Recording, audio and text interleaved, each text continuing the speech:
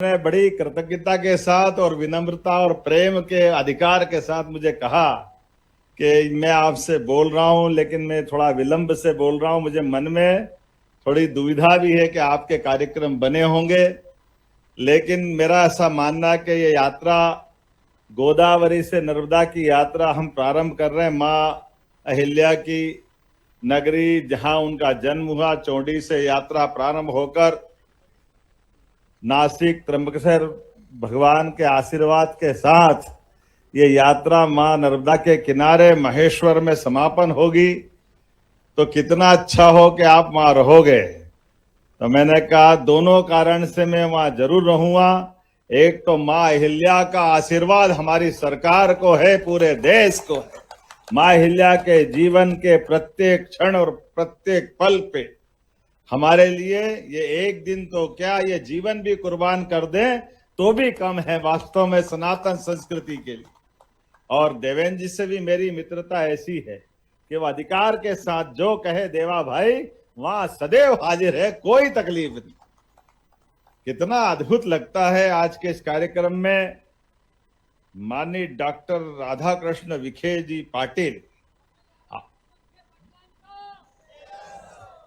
मुझे थोड़ी मराठी कम आती, लेकिन समझ में आती है आपकी भावना बहुत अच्छी। जोरदार ताली बजा करके। ये पाटिल साहब का भी नाम कितना अच्छा है।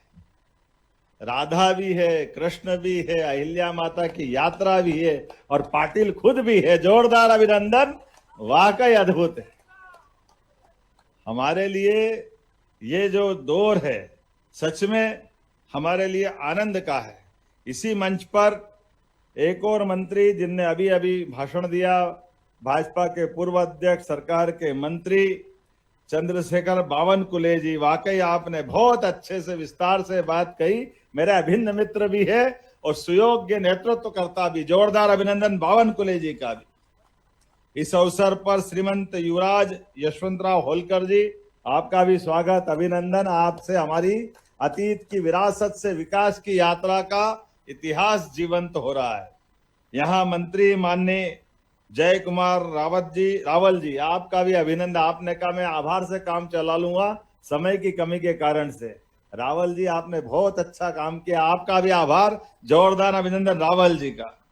मंच पर मौजूद भारत सरकार की मंत्री, हमारे सुयोग्य मंत्री श्रीमती सावित्री ठाकुर जी, जोरदार अभिनंदन। माननीय मोदी जी के मंत्रिमंडल का भी प्रतिनिधित्व इस मंच पर भी है। महाराष्ट्र की सरकार के मंत्री और मुख्यमंत्री एक तरफ यात्रा प्रारंभ कराते हैं मुख्यमंत्री, और दूसरे मुख्यमंत्री समापन कराते हैं। ये है हमारी अहिल्या माता की उस संकल्प शक्ति का परिणाम, वो आनंद है। मुझे इस बात की प्रसन्नता है मंच पर विराजमान हमारे अपने सारे नेतागण, श्रीमान सदाशिव भाव खोत जी, गोपीचंद पडलकर जी, हमारे यहाँ के विधायक राजकुमार मेव जी, माननीय विधायक बालकृष्ण पाटीदार जी, माननीय विधायक सचिन बिड़ला जी, हमारी श्रीमती अनुबाई तंवर जी, श्रीमती अलका यादव जी, श्री विक्रम पटेल जी, पूरा मंच। नाम तो बहुत सारे और समय घड़ी अपने आप चलती जा रही। मैं सबका हाथ जोड़ के मध्य प्रदेश सरकार की ओर से आपका और आपका सबका अभिनंदन करता हूं, आपका स्वागत करता हूं। जिनके स्मरण मात्र से हमारी सनातन संस्कृति की धारा रोम रोम में रोमांचित कर देती। सच में अहिल्या माता का जीवन और उनके जीवन की विविध घटनाओं को लेकर के आज जो यात्रा गोदावरी से आज नर्मदा के किनारे आए, कितना अद्भुत वो उनका जीवन का उज्जवल चरित्र रहा है। और मैं मध्य प्रदेश सरकार की तरफ से भी बताना चाहूंगा, आपने यात्रा प्रारंभ की, पूरे महाराष्ट्र में आज जयंती मन रही, लेकिन शैतान सिंह जी गवाह है, हमारी सरकार ने भी बीते वर्ष में अहिल्या माता की इसी राजधानी से यात्रा प्रारंभ की थी और इसके बाद उन पूरे वर्ष कार्यक्रम किए थे अहिल्या माता के लिए पूरे प्रदेश के अंदर। यहां मुझे गर्व है, हमने अपनी सरकार की कैबिनेट भी मां के सम्मान के कारण महेश्वर में की थी। हमें इस बात का भी आनंद। और मां का रोल वात्सल्यपूर्ण भी, लेकिन दुश्मनों के लिए रणचंडी बनकर भी जो रोल होता है, माँ का वो रोल भी हमको याद आता है।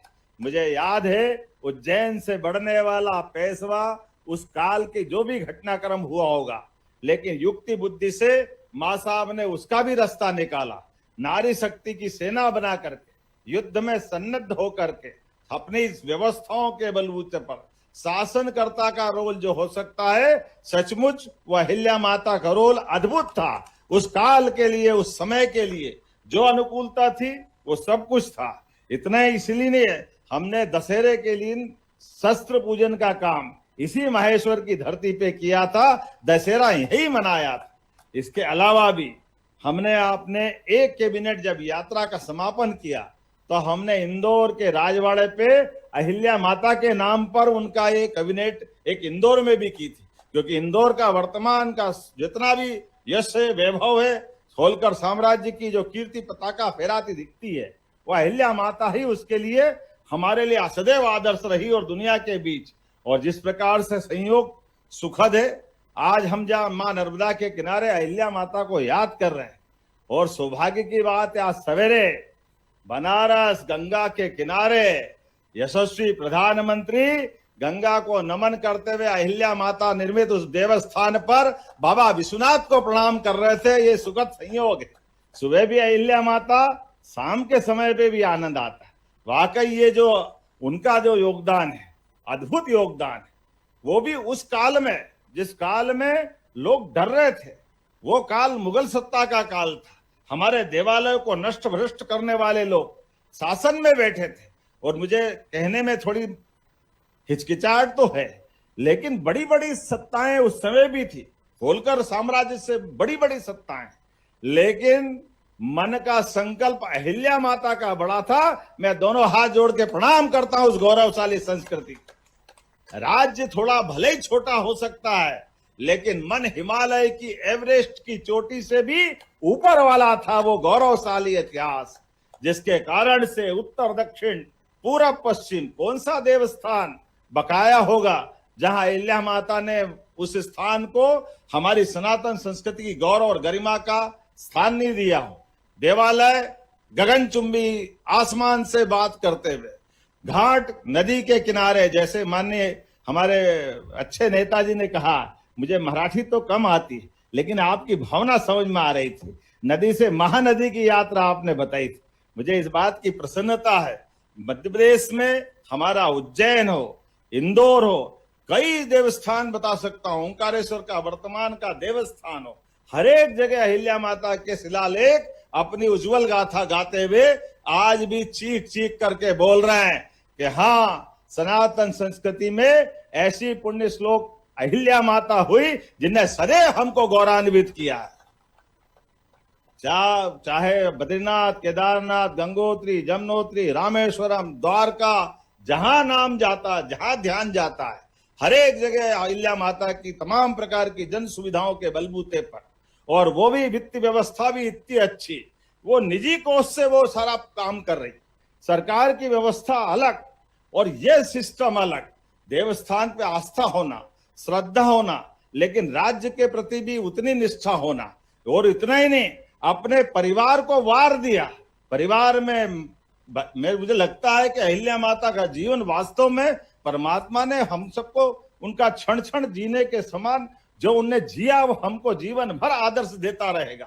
उनका रोल एक आदर्श बहू का, आदर्श माँ का, आदर्श शासिका का, आदर्श योद्धा का, और दान धर्म सहित सब क्षेत्रों में जीवन का प्रत्येक क्षण भगवान कृष्ण ने जो 5000 साल पहले कर्मवाद की शिक्षा से जो जीवन प्रारंभ करके इसे इस जीवन समर्पण करने की बात जो कही है, वाकई वो अद्भुत है। इसलिए हमारी तरफ से आज जब मैं बात कर रहा हूं तो हमारे एक और मित्र राम सिंधे जी का नाम भूला था मैं, विधान परिषद के माननीय अध्यक्ष जी, ये भी मेरे अभिन्न मित्र है। जोरदार अभिनंदन राम सिंधे जी। और राम जी का नाम कैसे भूल सकते हैं? जब राधा कृष्ण का नाम लिया तो माता सरयू के किनारे जिस प्रकार से धाम में प्रभु श्री राम मुस्कुरा रहा है, जय जय श्री राम, वो आनंद आ रहा है कि वास्तव में सत्ताएं क्या होती, शासन की सुव्यवस्थाएं क्या होती है। शासन के माध्यम से सरकार की भावना के आधार पर समाज की भावना एक रस करते हुए हमारे शासन के प्रत्येक निर्णय से शासन भी गौरवान्वित होना चाहिए और न्यायालय भी गौरवान्वित होना चाहिए।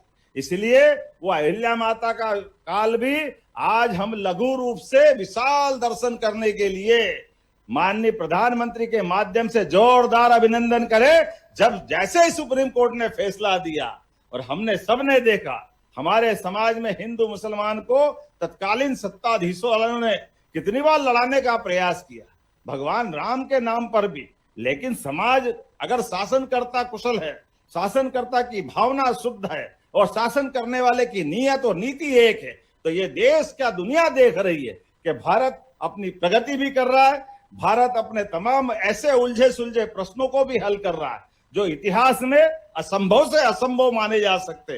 वो असंभव को संभव करने का नाम नरेंद्र मोदी है। हमें इस बात का गर्व है। इसलिए महाराष्ट्र से तो हमारा और रिश्ता मजबूत है। महाराष्ट्र तो सच में जब भी महाराष्ट्र का याद आता है तो शरीर के अंदर ऐसा लगता है आधा किलो खून बढ़ जाता है, इतना आनंद आ जाता है। हमारे लिए सौभाग्य की बात है। महाराष्ट्र की सत्ता महाराज शिवाजी से प्रारंभ होकर के महाराज शिवाजी के बाद बाजीराव पेशवा, सिंधिया, होलकर, तमाम राजघरानों ने पूरे देश के अंदर एक नया समय ला करके दिखाया। और वो उस नए समय के अंदर आज बाबा महाकाल का महालोक और महालोक के अंदर भगवान का त्रिमंजिला मंदिर आकाश की ऊंचाई से बात करता दिखाई देता है। तो महाराष्ट्र की तो देन है। इतना आनंद हमारे अपने प्रत्येक देवस्थान के लिए आता है। उज्जैन के 117 मंदिर अलग अलग स्कंद पुराण के अवंती खंड के हिसाब से हर देवस्थान उस काल में हमारे महाराज सिंधिया महाराज ने बनवाए थे। और उतना ही नहीं, तमाम प्रकार देवस्थानों के अंदर जितने प्रकार से जो हो सकता है वो सब करने का प्रयास किया। इसलिए महाराष्ट्र और मध्य प्रदेश ये तो अलग हो ही नहीं सकते। ये तो हमारे जुड़वा भाई है, जैसे एक साथ इनका जन्म हुआ है।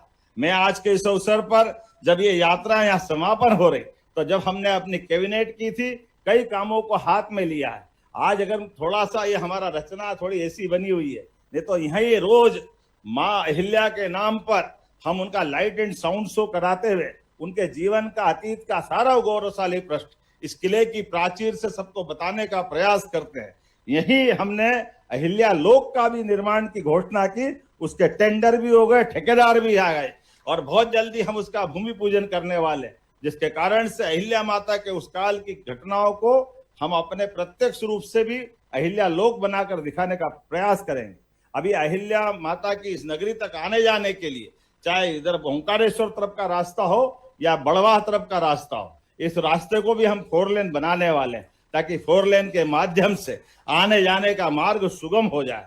इतना ही नहीं, और बहुत सारी बातें मैं बोल सकता हूँ, लेकिन घड़ी अब ये कह रही कि बात अपनी समाप्त करना पड़ेगी, क्योंकि 9:30 का समय हुआ और मुझे लगता है आप लोगों को भोजन प्रसाद भी पाना है। लेकिन सच में अहिल्या माता का तो नाम ऐसा होता है कि सब भूल जाते हैं, लेकिन फिर भी लौकिक दुनिया में मेरी अपनी ओर से सच में महाराष्ट्र सरकार के माननीय मुख्यमंत्री, माननीय सारे मंत्रीगण और ये वारकरी समुदाय से लेकर के हमारे सभी भाई बहन, मैं आप सबका भी मध्य प्रदेश सरकार की ओर से अभिनंदन करता हूं। और ऐसे कई काम हमारी सरकार के माध्यम से भी हो रहे हैं।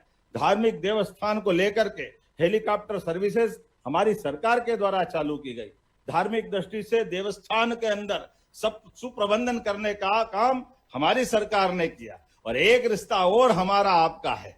हमको मालूम है इस देश में 2 तो कुंभ होते हैं, एक हरिद्वार में और एक प्रयागराज में, लेकिन 2 सिंहस्थ होते हैं, एक नासिक में एक उज्जैन में। ऐसे में जब नासिक में कुंभ होने वाला है वो 27 का कुंभ और उसके आगे 28 में उज्जैन में कुंभ होने वाला है, तो सच में ये गोदावरी से नर्मदा की यात्रा छिपरा तक जाते हुए, क्योंकि पिछले सिंहस्थ में हमारी नर्मदा जी के माध्यम से उज्जैन की छिपरा का वो तट चमका था, और आज उनके आशीर्वाद से हमारे देवस्थान में अगर नदी में छिपरा जी में जीवन अगर मिल रहा है, आनंद मिल रहा, तो मां नर्मदा का आशीर्वाद है।